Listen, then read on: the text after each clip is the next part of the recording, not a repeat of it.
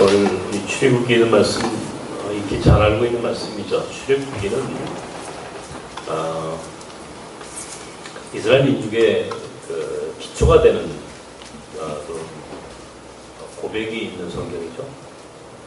애굽에서 430년 동안 종살이를 했던 민족이 하나님이 그들을 버리지 아니하시고 그들의 의무심을 들어 응답하셔서 그들을 구원해 주시는, 그리고 광야 길로 인도해 주시는 바로 그런 말씀이 기록되어 있죠. 애굽에서 광야, 애굽이라고 하는 틀,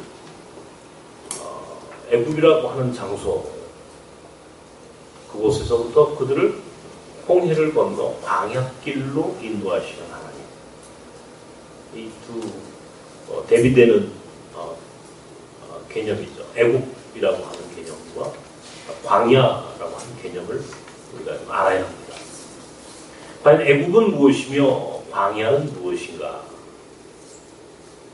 애굽은 지금 우리 인생에서 어떤 인생을 이야기하는 것일까요? 애굽. 430년 동안 애굽의 노예로, 종으로 삽니다. 430년 정도가 되면은요, 사람은 자기가 가져야 할 모든 것들을 다 잃어버리겠죠. 다시 말하면 자기의 정체성을 잃어버리기에 너무나 긴 시간입니다. 430년 동안 애굽의 종으로 살았다? 그러면 그 종으로 살던 사람들은 자신의 이름도, 자신이 가져야 할 생각도, 꿈도 다 잃어버리죠. 오직 노예로만 삽니다. 종으로만 삽니다. 애굽의 왕이었던 바로가 시키는 대로 사는 거예요. 바로가 시키는 대로. 그것이 종의 삶인지 무엇인지 잘 몰라요. 그냥 삶이 이런 거다라고 스스로 자위하면서, 스스로 타협하면서 살아가기에 딱 맞는 시간들이죠. 430년이 지났습니다. 그들에게 무슨 꿈이 있겠습니까? 무슨 비전이 있겠습니까? 그들에게 무슨 미래가 있겠습니까? 그냥 주어진 일상을 사는 것이죠. 이것이 인생이로구나 하면서 말이죠. 그냥 익숙한 것에 그냥 타협하고 사는 거예요. 타성에 젖어 사는 거예요. 내려오집에 빠져 사는 거예요. 변화를 기대하지 않습니다. 변화가 없는 삶이죠. 그런 애굽에서의 삶. 여러분, 거의 대부분의 사람들이 자기 자신에 대하여, 자신의 삶에 대하여 의심하지 않아요. 우리가 사실은 굉장히 하나님이 인간을 창조하셨을 때 나는 하나님 우리에게 자유의지를 주셨고, 자유의지를 주셨다는 것은 우리 스스로 자기 삶에 대해서 의심하는, 물어보는, 고뇌하는 모습들을 갖고 살아야 되는데 우리가 의심하지 않아요. 자신의 삶에 대하여 고민이 없어요. 그냥 이것이 내게 주어진 삶이겠지라고 스스로 그렇게 인식하고 살아가는 사람들이 대부분이라는 것이죠. 신앙생활 하면서도 그렇거든요. 이게 정말 우리가 제대로 가는 거야? 우리가 지금 제대로 살고 있는 거야? 라고 물어봐야 하는데 묻지 않아요. 의심하지 않는다는 겁니다.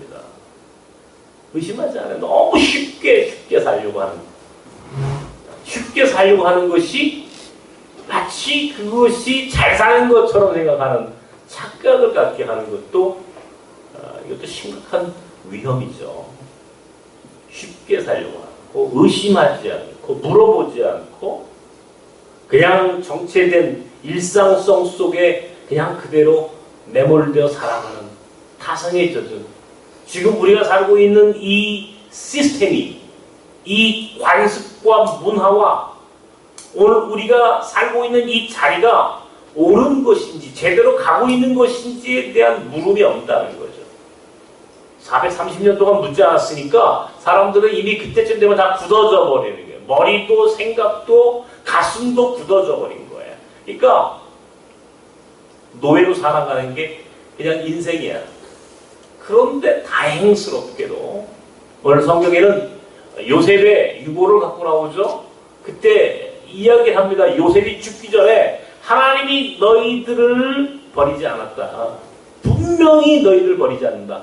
그날 나의 유고를 갖고 나오라는 요셉의 유고대로 요셉의 유고를 가지고 나옵니다. 430년 동안 다시 말하면 요셉이 그들에게 했던 마지막 유언을 잃어버리지 않았다. 하나님이 기억하고 우리를 도우실 것이다 라고 하는 것을 끝까지 지켰다는 것이죠. 결국 모세를 통해서 그들이 홍해를 건너고 지금 이제 광야의 길로 들어섰다. 다시 말하면 애굽에서 광야로 나왔다는 거예요. 애굽에서 광야로 나왔다는 거예요. 애굽에 있으면 편해. 애굽에는 바로가 주는 먹을 것, 바로가 주는 먹을 것. 애굽의 고깃가마 옆에서 떨어지는 부스러기가 있어요. 그것으로 얼마든지 생존할 수 있다는 거예요. 밥 먹고 사는 문제는 걱정이 없는 데가 애굽이에요. 근데 인생이 밥 먹고 살기 위해 존재하는 건 아니다 말이에요. 밥 먹고 살기 위해 삽니까? 밥 먹고 사는 일이 우리 인생의 전부인가요? 노예로 살아도 밥 먹고 살 수만 있으면 괜찮은 인생인가요? 성서는 한 번도 그것을 옳다라고 말하지 않습니다. 오히려 광야의 길로 들어서기를 원하고 계시다는 거예요. 광야 길로 나가. 비록 거기에 아무것도 존재하지 않는 것처럼 그리고 두려움이 있는 땅처럼 보이지만 그럼에도 불구하고 광야로 나아가라. 거기에 자유가 있기 때문이다. 자유. 애굽의 종살이를 하면서 안락하게 사느니 광야에서 자유인으로 사는 길을 선택하라. 이것이 끊임없이 하나님이 가르쳐 주시는 메시지예요. 애굽에서 노예로 살아가는 삶이 아니라 광야에서 자유인으로 해방자로 살아가는 것. 이게 인생이 가야 할 길이에요. 이게 목적이에요. 그런 선택을 하는 사람들에게 대하여는 하나님이 구름 기둥과 불 기둥으로 인도해 주시고 만나와 메추라기로 먹여 주시고 마시게 하실 것이다. 죽이지 않는다는 거예요. 죽지 않는다는 거예요. 광야에 가도 죽지 않으니 애굽에서의 삶을 접어라. 그리고 광야의 길로 과감하게 도전하고 나아가라. 이게 바로 출애굽기 오늘 말씀의 요지입니다. 애굽의 삶이 오늘 우리를 지배하고 있는가 물어보라는 거예요. 그리고 만약에 애굽에서의 삶에 우리가 그렇게 일상 속에 그렇게 아주 익숙한 것에 길들여져서 사느니 차라리 광야에서 자유인으로 살기를 결단하고 나아가는 삶을 하나님께서 요구하고 계시다는 것이죠. 이번 몽골에 한 주간 다녀오면서 아직도 제가 이 여독이 완전히 풀리지 않았어요. 그냥 앉으면 졸아. 아직도 앉으면 졸고 굉장히 피곤해요. 굉장히 강행군을 했어요. 주일날 밤에 비행기 타고 가서 불과 두서너 시간밖에 잠을 못 자고 또 사진 전시회를 울란바토르 시청 전시실에 했지 않습니까? 사진 전시회도 하고 선교사 자녀학교, 울란바토르 대학교, 그 다음에 고비 사막에 있는 2번 학교, 그리고 밝은 미래 학교라고 하는 선교사들이 세운 학교, 4학교와 자녀결연을 맺었어요. 4학교. 그리고 우리 몽골 학교를 졸업하고 돌아간 아이들과 함께하는 총동문회를 만들어줬어요. 그래서 그런 또 행사 했었고요. 그리고 2박 3일 동안은 그 짧은 여정 가운데 고비 사막을 다녀왔어요. 거의 500km에서 600km 되는 그 긴 거리를 버스로 이동했고 올 때는 비행기를 타고 왔습니다만 거의 10시간에서 12시간을 쉬지 않고 초원을 달려서 고비 사막에 받아갔고요. 날씨도 바람도 불고 어느 곳에서는 비도 오고 그러다 보니까 사실은 아주 굉장히 힘든 강행군을 했습니다. 근데 이번 우리 몽골 여행의 주제가 고비에서 길을 묻다 였어요. 고비에서 길을 묻다. 오늘도 설교를 제가 고비에서 길을 묻다 이렇게 정했습니다만 왜 이 제목을 정했느냐면 사실은 이제 우리가 어떤 경우에 내 마음속에서 영적으로 굉장히 갈급해질 때가 있습니다. 굉장히 갈급했어요. 저 개인적으로 이제 학교를 완성을 해서 이제 거의 1주년 되어 가고 있고 이제 내일이면 우리가 이 버섯 그 농장을 한다고 했지 않습니까? 그게 지금 나라장터라고 하는 공개 입찰을 했어요. 내일 오후 3시에 뚜껑을 엽니다. 그러면 최저가로 써낸 업체가 이제 버섯산을 짓게 돼 있어요.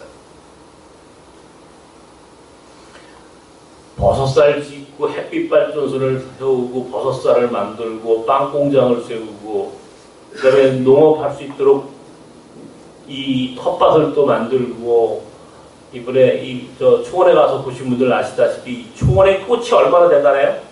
몽골 초원의 고비 사막에 참 꽃들이 대단합니다. 야생화가 그 야생화를 보면서 여러분 무슨 생각해 보죠? 저는요 야생화를 만지고 그 야생화의 냄새를 맡으면서 벌을 생각했어요. 야, 이 초원에다가 벌통 갖다 놓으면 엄청난 꿀을 따겠구나. 우리가 지금 목성에 벌을 키우면 이제 거의 할 만한 것들은 다 했다 하는 생각이 들어요. 뭐 다 이루었다 하는 건 그건 교만이고 우리가 정말 한 인생이 살면서 내가 그래도 이 정도 많이 했네 라고 스스로 자부할 수 있도록 있게 됐다라고 하는 건 굉장히 복이죠. 저는 그러면서 굉장히 복받은 목회자입니다. 정말 하나님께 기도하고 구하고 또 이루었어요. 많은 것들을 주셨어요. 많은 것들을 주시니까 이제 여기서 더 할 수 있는 게 없어. 그러면 이제부터는 이게 누리고 이 기득권을 지키고 여기서 잘 먹고 잘 사는 게 이게 하나님의 은혜인가? 라고 하는 것들을 저 자신에 대하여 물어보고 있는 겁니다.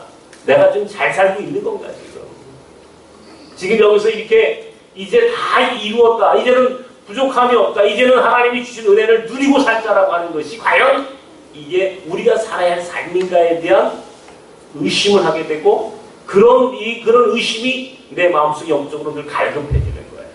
이게 내가 살아야 할 삶입니까? 여기가 좋사오니 이 나성과 몽골학교 여기까지 이렇게 오게 하신 하나님의 은혜를 찬양하면서 모든 게 다 좋다 하고 여기서 누리고 호사를 누리고 기득권을 갖고 이것을 쥐고 살아가고 마지막 끝까지 내가 여기에 남는 것이 옳은 것입니까? 라고 함께 묻고 싶었던 거예요. 답답했어요. 하나님의 은혜는 너무나 컸지만 여기서 내가 편히 살 수 있는 이제는 그 정도까지 우리가 만들어졌죠. 그러나 이게 전부인가? 그리고 이것이 내가 살아야 할 삶인가에 대한 물음을 묻고 싶었던 거예요. 그래서 하나님께 물었어요. 어떻게 하면 좋을까요? 이 기득권 안에 내가 매몰되고 이 기득권 안에서 내가 그냥 여기서 이렇게 사는 게 좋은 겁니까? 하나님? 묻고 싶었던 거예요. 그때 하나님이 고비에서 길을 물어라. 어느 날 문득 고비 사막을 가야 되겠다. 고비라고 하는 말 자체가 광야라는 뜻이거든요. 척박한 땅. 우리 한국말도 고비라는 말이 있죠. 한 고비 넘겼다 그런 말이 있는데 같은 비슷한 의미가 있죠. 우리가 고비라고 하는 말 자체가 아주 황폐하고 버려진 척박한 땅이라는 뜻입니다. 그 자체가 광야라는 뜻이에요. 고비라는 게. 그러니까 고비 사막, 고비 광야 그럼 동어반복이야. 그는 고비라는 말과 광야라는 말은 같은 말이라고. 고비를 간다고 할 때 하나님이 그래 고비에서 길을 물어라. 문득 제 안에 고비를 가야 되겠다. 마치 내가 20년 전에 24년 전에 시내 광야를 갔었는데 시내 광야에 가서 느꼈던 느낌을 고비라고 하는 척박한 땅에서 한 번 더 고민하고 느끼고 하나님께 물어보고 싶었어요. 하나님 길을 가르쳐 주십시오. 여기에서 머물러 있어야 합니까? 여기에 머물러서 이 기득권 안에 내가 남아 있어야 하겠습니까? 아니면 어떻게 해야 되겠습니까? 라고 하나님께 묻고 싶었어요. 그래서 고비를 간 거예요. 저 개인적으로도 우리 교회에서 함께하는 분들에게도 저는 그 무릎을 함께 묻기를 원했습니다. 그래서 고비에서 길을 묻다라고 하는 주제로 함께 고비 사막을 가는 거예요. 버스를 타고 한 10시간, 12시간을 가보십시오. 허리가 아프고 등짝이 아프고 그래도 가고 싶은 곳이니까 아무것도 없거든요. 고비 사막은 완전히 버려진 완전히 척박한 광야 그 자체인데도 거길 가면서 계속 물었어. 기도하면서. 하나님, 내게 길을 가르쳐 주십시오. 내게 길을 가르쳐 주십시오. 내가 어떻게 해야 하겠습니까? 이 광야의 길을 내는 삶을 살고 싶었는데 광야의 길을 낸다라고 하는 것의 의미를 하나님 다시 한번 저에게 확인시켜 주십시오. 그렇게 기도했어요. 고비 사막이 얼마나 넓은 땅이겠어요? 그냥 가봐야 조금 그 캠프 주변을 좀 다니는 거예요. 그래도 그것도 먼 거리예요. 캠프 주변만 다녀도 아주 먼 거예요. 첫날 독수리곡이라고 하는 곳에 가서 이제 그 계곡길을 걷습니다. 하늘에는 독수리가 날아요. 이야, 환상이죠. 아주 정말 멋진 그 야생의 그대로의 모습을 볼 수 있습니다. 그날 오후에는요, 레드 캐년이라고 하는 고비 사막에서 발굴된 공룡의 화석지를 찾아갔죠. 공룡의 화석. 공룡 알이, 제가 2000년도에 처음 몽골 고비 사막 갔었는데, 그때 길거리 고비, 그 공룡알 화석이 길거리 널어져 있었어요. 근데 지금 그게 뭐 하나도 없겠죠. 전부 다 이제 회수해가지고 이제 박물관에 갖다 놨는데, 혹시 공룡알 화석 하나 있으면 하나 주워볼 생각으로 가요. 뭐 알이 있겠습니까? 근데 놀라운 것을 하나 발견했어요. 그 초원길을 다니려 보면 그냥 일반적인 차로는 다닐 수가 없어요. 워낙 비포장이 그 길이 안 좋으니까. 그러니까 이제 풀공이라고 하는 이게 소련 찝차를 타고 다녀야 됩니다. 이게 막 튀죠. 그냥 막 사람이 막 통통통 튀는 아주 정말 그런 차가 아니면 초원의 길을 다닐 수가 없어요. 우리가 그 찝차를 한 서너 대를 빌려가지고 학교 가분들 전부 다 타고 이제 나눠서 타고 이제 그 캠프에서 이 그 고비 사막에 있는 그런 공룡알 화석지를 오고 가는 길이. 거기에 이제 모래 언덕도 있고 또 뭐 낙타를 타는 프로그램도 있고 이제 쭉 이제 그렇게 모든 일정을 마치고 다시 캠프로 돌아가는 거예요.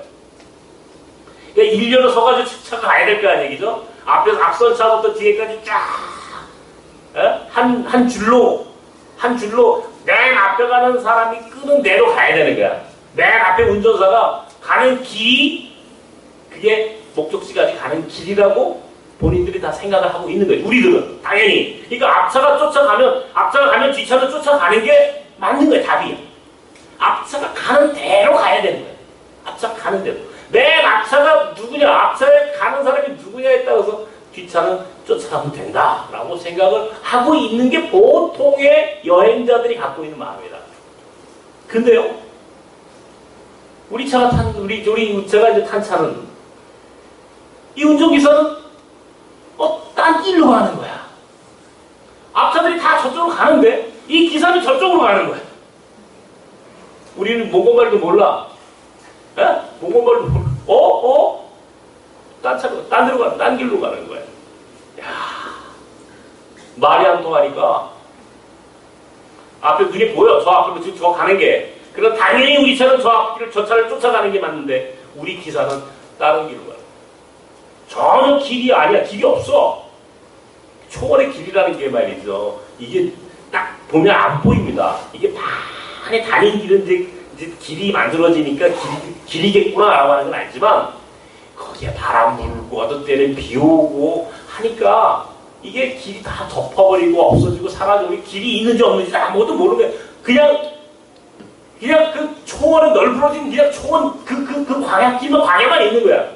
우리 기사는 갑자기 우리가 가야 할 길을 따라가지 않고 자기가 선택한 길을 가버리는 거예요. 우리는 몽골말도 몰라요. 기사한테 왜 거기 가냐고 물을 수도 없어요. 그러면 말을 알아야 묻지. 가만 쳐다봐. 큰일 났다. 속으로 그런데 가니까 가는 길도 길이 아니야. 가는 길도 길이 아니야. 다시 말하면 운전사가 가면 길이 아니에요. 길이 만들어져 있다라고 생각하지 않는 거예요. 길이 내가 가면 길이야. 광야길을 가는 거예요. 그런데요, 놀라운 일이 벌어졌어요. 얼마 후에 우리가 탄 차는 목적지에 도달해 있는 거야.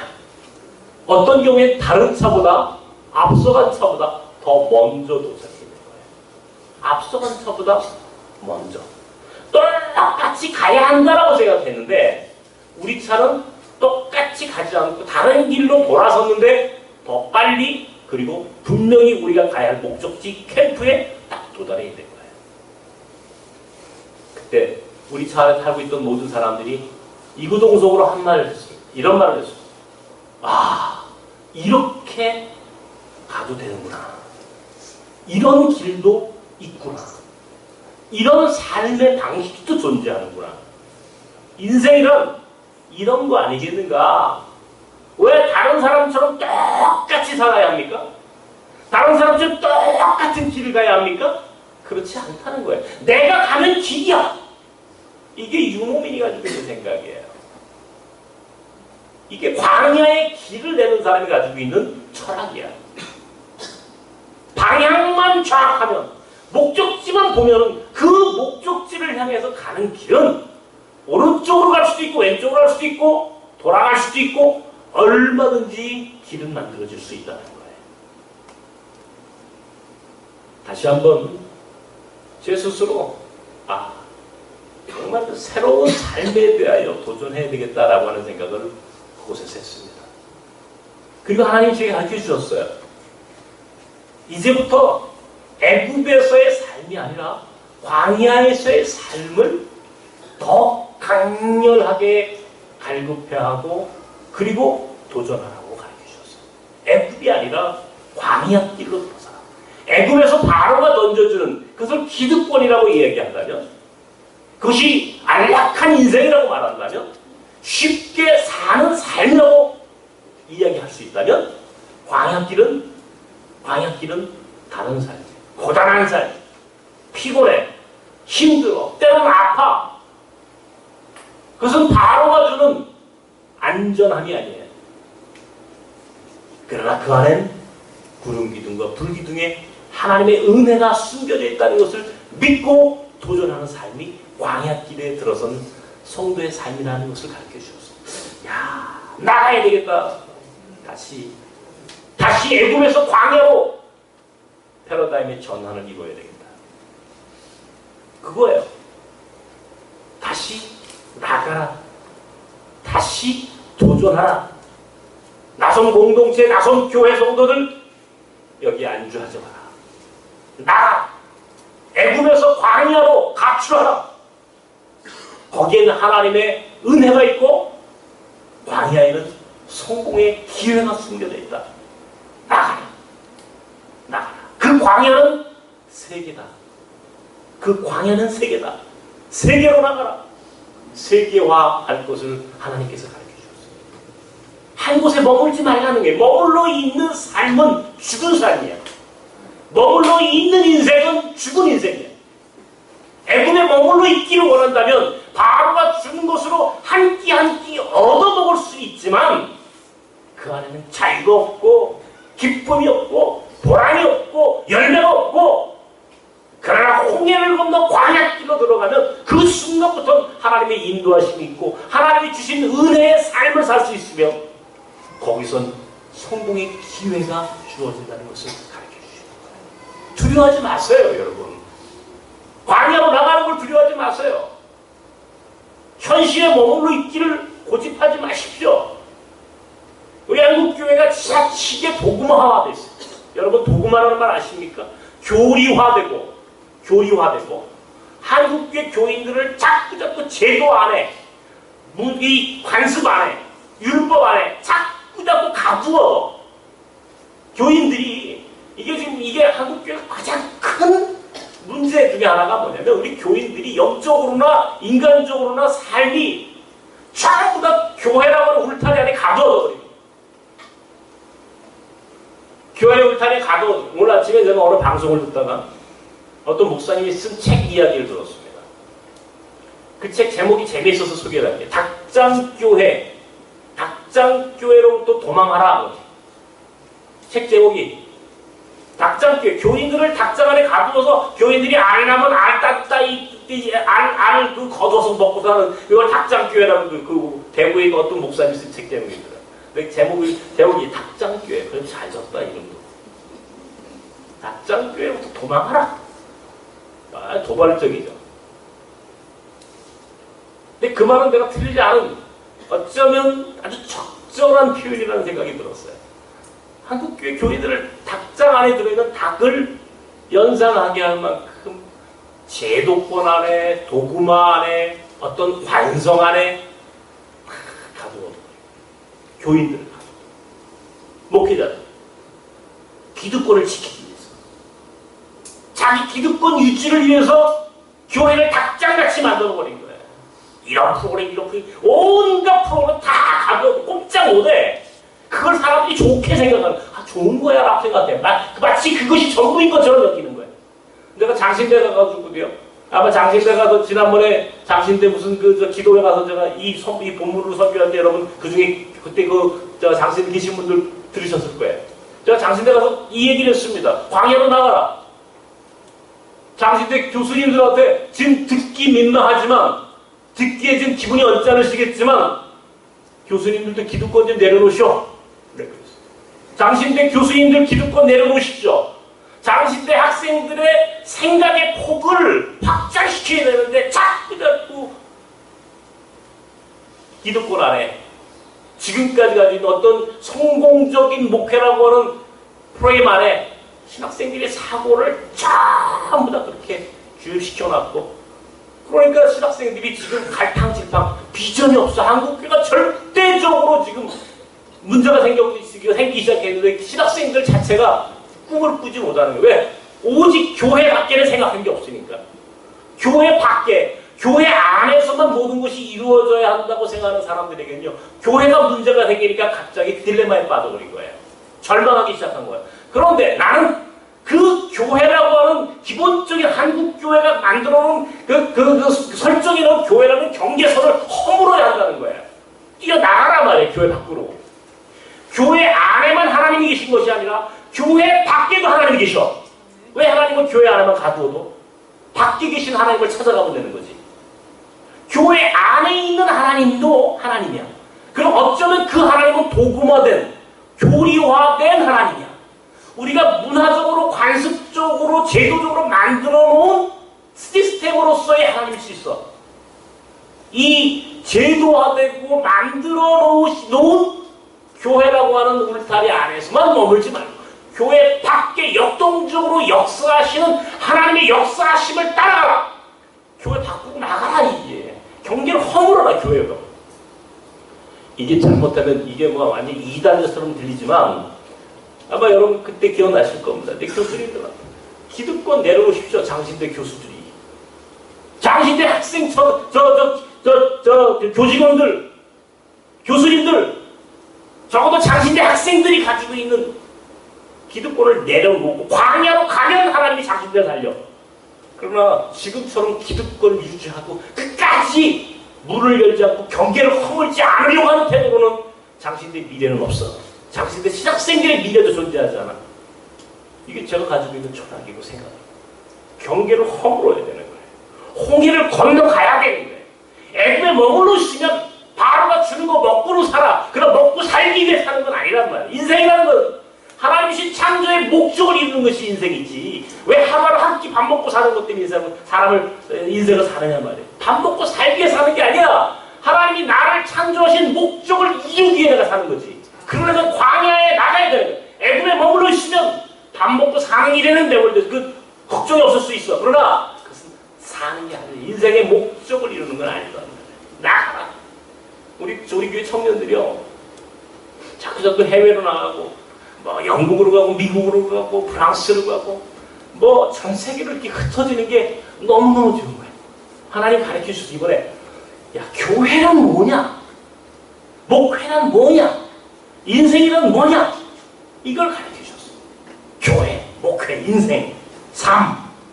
내가 무엇을 위해 존재해야 하는가? 이거.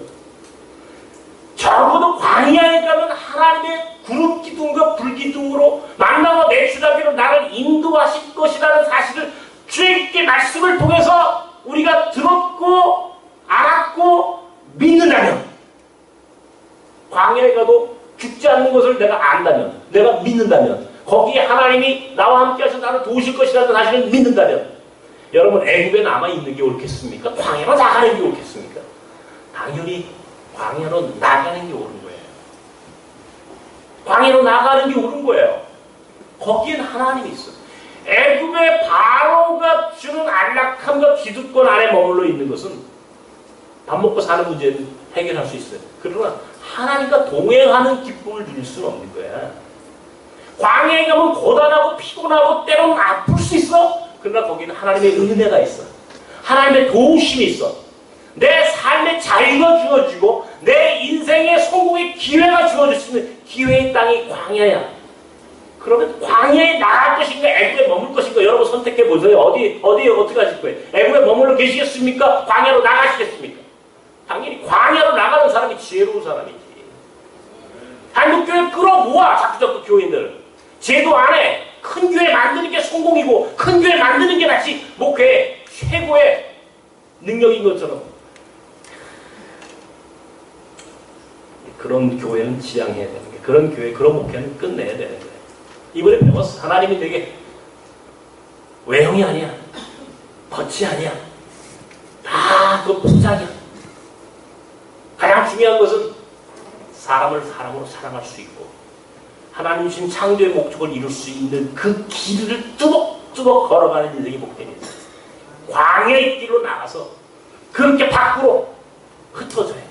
끌어모으는 교회가 아니라 흩어지는 교회로 하나님께서 새롭게 목회의 패러다임 교회의 틀을 다시 만들어라. 그래서 나섬의 교인들을 세계화시켜라. 나섬의 교인들을 흩어지게 하라. 난 여러분들을 세계화된 교인들로 만들고 싶습니다. 우리 교회가 세계화된 교회예요, 여러분. 세계적인 교회가 되어야 돼. 우리가 무슨 우리 교회 대한민국 안에서 소문나고 유명한 교회 그건 비전이 아니에요. 우리는 유명해져야 할 이유도 없고 유명해질 필요도 없어. 흩어지자. 떠나자. 전 세계로. 하나님이 우리에게 그 기회를 주셨어요, 지금. 몽골에도 터키에도 오늘 우리 깡가지 전사님 지금 여수에서 지금 오늘 집회하거든. 여수, 전라도 여수. 깡가지 투어. 전 세계에 흩어진 우리의 현지인 역파송 선교사들을 향하여 우리 교인들이 찾아가고 섬겨주고 함께 기도해주고 그게 미션 하이웨이라고 했죠. 그렇게 찾아가서 그들과 함께 하나님 나라를 위하여 헌신하고 순종하는 삶이 얼마나 복되고 재미있고 행복한 삶이겠느냐고요. 힘들어요. 그러나 하나님이 필요한 거 채워주신다는 거잖아요. 여러분 비즈니스 마찬가지입니다. 지금까지 내가 이 비즈니스 해왔으니까 내가 이렇게 해서 밥 먹고 살았으니까 이렇게 살아야지 라고 하는 생각을 접어버리세요. 로키아라고 하는 회사는요, 나무 벼가지고 종이 펄프 만들어 전형적인 아날로그 회사였습니다. 그러나 그 회사는 만약에 계속 아날로그 형태의 그런 나무 목재 회사를 남았다면 그 회사는 망했어, 일찍이. 그러나 새로운 CEO는 새롭게 바꿨어. 디지털화. 통신회사로 바꿨어. 이게 패러다임의 전환이라는 거예요. 애굽에서 광야로 패러다임의 전환을 이루어야 돼. 애굽에 머물러 있지 말고 광야로 나가야 되는 거예요. 광야로 나가. 하나님께 물었어. 하나님, 저는 어떻게 하면 좋겠습니까? 저는 어떻게 하면 좋겠습니까? 너도 세계화해야지. 네가 제일 먼저 세계화해야 돼. 저보고 하나님께서 말씀하셨어. 네가 제일 먼저 세계화. 그러면 제가 어떻게 하면 좋겠습니까? 빨리 할 수 있으면 나섬을 떠나라. 제가 조금 당황하고 있습니다.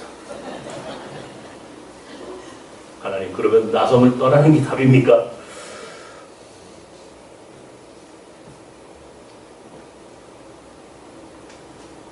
그렇게 하나님께서 말씀하시면 순종해야 되겠죠.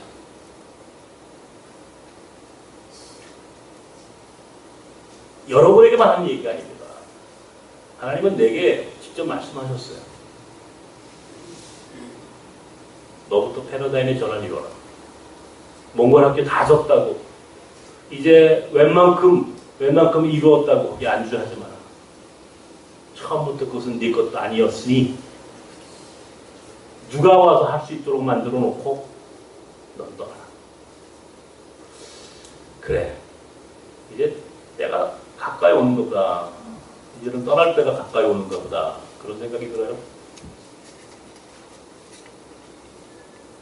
목회, 인생, 교회. 하나님, 내가 어떻게 해야 합니까? 라고 물었을 때 하나님 고비에서 내게 가르쳐 주신 거예요.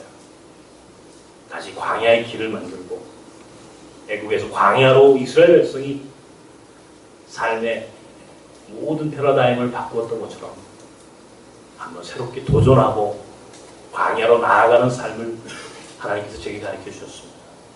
그리고 그곳에는 구름 기둥과 불 기둥이 있다라고 말씀하셨습니다. 구름 기둥과 불 기둥이 있는데 만나와 메추라기가 거기 있다는데 믿으십니까? 믿으시면 광야로 가십시오. 그게 믿음으로 정말 믿어지면 광야로 나가는 것이 옳은 길입니다. 도전하십시오. 늙었다고요? 나이 드셨다고요? 건강이 허락하지 않는다고요? 힘이 없다고요? 변명입니다. 변명입니다. 아브라함은 75세에 그의 고향을 떠났어요. 모세는 80살에 하나님의 부르심 앞에 순종했어요. 갈렙은 85살에 이 산지를 내게 주소서 하면서 자신의 운명을 새롭게 쓰려고 했어요. 왜? 왜 우리는 여기에 머물러 있어야 하죠? 왜 오늘 우리는 오늘 내 삶에 대하여 아무런 의심도 하지 않고 고민도 하지 않고 오늘 여기가 좋사오니 하며 머물러 있죠? 하나님이 살아계신 것을 믿는다면 애굽이 아니라 광야로 나가는 삶이 되어야 합니다. 광야에 하나님의 은혜가 있기 때문입니다. 저는 지금부터 다시 광야길을 생각하고 광야에 길을 내는 삶이 또 무엇인지를 다시 한번 고민하면서 살아보려고 합니다. 이제 나섬 몽골 학교 그것은 인간적인 것이에요. 하나님이 원하는 것은 그것을 뛰어넘는 거예요. 새로운 곳으로 나섬 공동체는 가야 합니다. 나섬 공동체는 전 세계로 흩어져야 하고 전 세계로 찾아가야 하며 나섬의 성도들은 한 곳에 머물러 있어서는 안 돼요. 도전하십시오. 새로운 비즈니스에도 도전하시고 새로운 인생에도 도전하시고 그것이 광야라고 한다면 더더욱이나 왜? 거기에 구름 기둥과 불 기둥의 인도하심이 있는 것을 우리가 이미 알았기에 그걸 알았다면 그것을 믿는다면 당연히 기득권 같은 데 연연할 필요가 없는 거예요. 기득권 안에 머물러 있으면 그건 살아있는 게 아니에요. 끊임없이 우리 스스로를 갱신하고 개혁하고 바꾸려고 하는 노력을 해야 되는 거예요. 하나님이 우리 편입니다. 하나님은 애굽에 있을 때는 하나님 역사하지 않지만 광야에 들어서는 순간부터 하나님은 우리와 함께 하셔. 나는 그걸 믿어. 지금껏 그렇게 살았으니까. 그래서 지금 여기가 또 기득권이 되었다면 이제 그 기득권도 내려놓고 새로운 광야로 들어서기를 하나님께서 지금 말씀하셨어요. 고비에서 길을 묻다. 고비에서 길을 묻다. 그때 하나님께서 내가 가르쳐 주셨어요. 다시 광야의 길로 들어서기를. 나섬교회는 광야의 길을 만드는 교회입니다. 우리 교회는 성수 쌓는 교회가 아니에요. 우리 교회는 한 곳에 안주하는 교회도 아니야. 우리 교회는 끊임없이 새로운 미래를 향하여 개척하고 도전하고 길을 만드는 교회여야 한다는 사실을 잃어버리지 않고 우리 모든 성도가 전 세계로 흩어지고 전 세계로 나섬의 사명을 감당할 수 있기를 주님의 이름으로 축원합니다. 사랑하는 주님, 애굽이 아니라 광야에서 하나님이 어떻게 이스라엘 백성과 함께 하셨는지를 알게 하셨고 믿게 하신 하나님을 찬양합니다. 애굽이 아니라 광야로 나아가는 성도들이 되게 하여 주시옵소서. 모두가 애굽의 바로 밑에 편안하게 그 기득권 안에 안전하게 아무런 걱정 없이 염려 없이 사는 것이 마치 복이라고 가르치는 이 잘못된 죄도화된 교리화된 교회로부터 살아계신 하나님, 광야에 계신 하나님을 만나서 떠날 줄 아는 한국교회의 새로운 출발이 오늘 나섬교회의 길을 바랍니다. 우리는 교리화된 하나님을 거부합니다. 제도화된 하나님도 부정합니다. 우리는 광야의 하나님을 믿습니다. 광야에서 살아계신 구름 기둥과 불 기둥으로 역사하시는 하나님만을 따라가기를 원합니다. 하나님, 나섬의 성도들에게 새로운 미래를 향하여 도전하고 개척하며 하나님 나아갈 수 있는 영적인 힘과 비전과 꿈을 허락하여 주시옵소서. 예수님의 이름으로 기도하옵나이다. 아멘.